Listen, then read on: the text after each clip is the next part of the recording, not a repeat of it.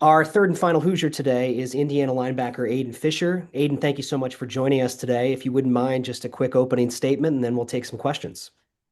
Yeah, obviously a blessing and a great opportunity to be playing in this game. Super excited for it. Have a really good opponent in Ohio State. Presents challenges, offense, defense, and special teams. So looking forward to it. A great challenge that we'll be prepared for. Looking forward to it. All right, our first question today for Aiden will go to Bill Rabinowitz. Aiden, you came from James Madison with Coach Signetti. What is it about him that you think is so special to be able to turn around a program the way he has done it? Yeah, first I think it's the belief he has in himself. There's nobody that's gonna out prepare or outwork Coach Sig. I think he knows that, and he's been a little brash in some meetings and interviews, and all of that comes from just self belief he has in himself. And then obviously it branches down to his players and his coaching staff. So when you have a guy that believes in himself so much, prepares more than anybody in the country, that's why you want to play for him. And then he changed the way people think here at Indiana. Everybody's used to kind of being the punching bag of the Big Ten, and most losses in I think it was FBS history or something like that with the facts. But just the way that he's able to change cultures and programs is just unbelievable, and the job he's done here has been nothing short of remarkable. Our next question is from Zach Osterman. Aiden, kind of along those lines, we asked Coach Signetti, or he was talking today about how he felt like that maybe this team had something of kind of an underdog mentality going into Ohio State last year, but he doesn't think that's the case this year. The success you guys have had, the way you've been able to kind of stack these two seasons on top of one another, that maybe any sort of David versus Goliath mentality just isn't something this team feels. How have you seen? Maybe just you as a locker room, not necessarily like the whole program, but you as a locker room kind of learn to be more to behave more like front runners. I know you'll always want to have the chip on your shoulder and things like that, but to behave more like a group that expects winning, that holds a standard of winning, and that maybe looks at big time matchups like Oregon, like Ohio State, and says, no, this is where we belong.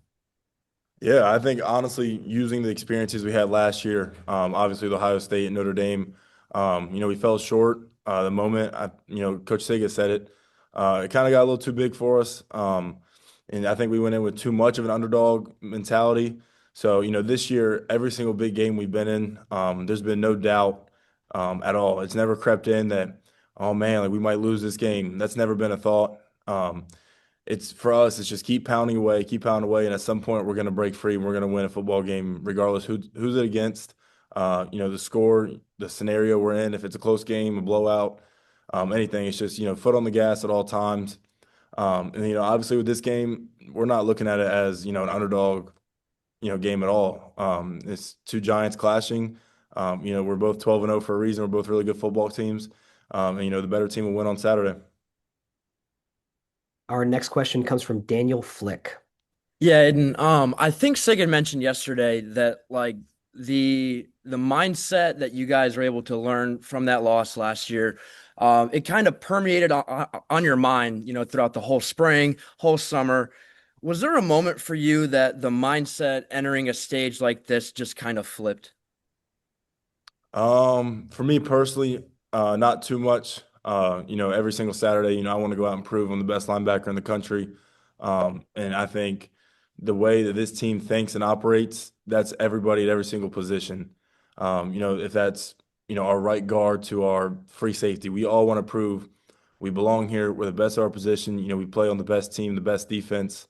And to be the best, you got to beat the best. So, this matchup is one that we've been looking forward to for a really long time. Going back to last year, after obviously the loss at their place. So, for me, it's definitely stuck on my head, and my mentality that if we do get another shot at this, we need to right some wrongs. For me especially. So, we're looking forward to it, but it's definitely been something that's been in the back of our mind. Just waiting for another opportunity to go at it. Next question is from Sammy Jacobs. Aiden, I know Ohio State has really good players, but what makes them so hard to defend in both the pass game and the run game? Yeah, I mean, they have phenomenal players at every level: receivers, O-line, tight ends, running back, quarterback. They're good everywhere. But when you look at, the film, it's how well they play together. Their scheme, they do a lot of different run frames. Pass game obviously has a lot of unique concepts, especially when you have two guys that are going to play on Sundays, playing X and Z receiver on the outsides and, sometimes on the slot, which is another thing that you're going to have to account for. Just where do guys line up, where they utilize the best. And for them, that's kind of the game plan for every team. But for them, it's different, knowing that every single guy can hurt you in a lot of ways. So, just a really good team with a scheme that fits them, perfectly, and a quarterback that makes that thing go. Obviously, his completion percentage is, through the roof. So he does a great job getting the ball out to his guys. And I think their pass game really opens up their run game. I know they have a lot of, young guys at running back, and then one older guy that you transferred in. But I mean, they're just solid everywhere. They do a great job in the run game, great job in the pass game, and they present a lot of challenges for us that we're gonna have to account for. Next question is from Kyle Babcock. Aiden is a leader on the defense and playing against a proficient offense like you have at IU. How has that made your great defense better practicing against those guys all the time? Yeah, I mean, I think that is a great account for why we've been so successful. We've been put in a lot of high pressure, high stress situations versus our offense going back to the spring. We have a phenomenal quarterback that really stresses our coverages. Makes us account for every single thing. So, going up against a team that is very similar with elite receivers, a great O line, good tight ends, um, you know, elite explosive running backs. All of it kind of ties in together when you're looking at both teams. So. Obviously, a little bit different, looking at them compared to us, scheme wise and player wise, but being able to be in the situations that we're going to be in, have to account for the same things to a certain degree that we're going to have to with them is going to help us down the road. Next question is from Patrick Murphy. Yeah, Aiden, you were talking about Ohio State's run game. It's started to come on more these last few games. What have you seen from that group? You mentioned some young guys. What have you just seen from them as the run game has started to be more productive? Yeah, I mean, if you just go through their recent games, I think the UCLA game, the Rutgers game, and obviously the Michigan game, they've done a great job getting the run game going. Um, their O line is playing hard. They're doing a lot of things well. They play a very clean game up front. If that's just sticking to the D lineman, but climbing up to the second level as well, they do a great job on linebackers. So we have a big challenge for us as a defense, but as a linebacker core, especially. And then, you have talented running backs that can hurt you in a lot of ways. Um, like all of them are really good players. They're really good. They're really quick. They're hard to bring down with one guy. So it's going to be a whole team and, unit effort from the defense to, stop that run game. But, they've been elite the last couple of weeks. Good time for a couple more for Aiden. Next question is from Zach Browning.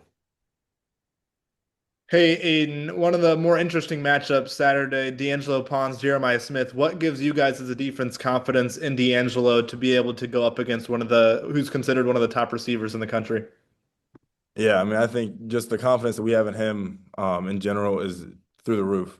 He's a phenomenal cornerback that does a great job playing against smaller guys, bigger guys, physical, fast receivers. Anything that lines up in front of him, he does a great job keeping it in front of him. And obviously, I think his numbers speak for themselves. But going back to last year, that was a matchup that he looked forward to. I know they grew up together, have a lot of familiarity there. So the confidence that he has is giving us a lot of confidence that he'll be able to get the job done. But I mean, going back to last year's numbers and what he was able to do, he did a great job. So more of that and the confidence that he's brought into his room and this defense as a whole. We're very confident in him and being able to showcase that on Saturday.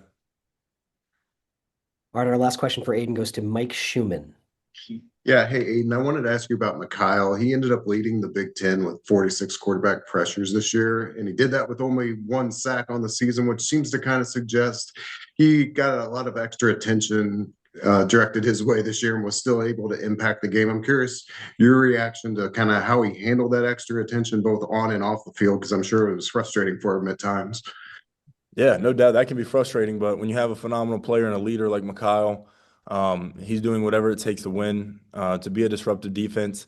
I think we finished with, I think it was four, I think it was four minimum that I know of guys that finished with 10 plus TFL. So obviously, the attention that he's getting is allowing other guys to kind of flourish in his defense and play at a really high level. So there's no selfishness with him. It's all about the team, all about, how can we be the best defensive unit that we can be. And if that's him taking on 2 to 3 blocks every play, he's willing to do it. And he's been phenomenal with it off the field. Never a moment where he's been like, "Woe is me," or he's not having the year that he wants. It's just all about the team and all about winning. And he's done a great job on and off the field about it. Aiden, thanks so much for taking the time to join us. Good luck this week. Thank you, appreciate it.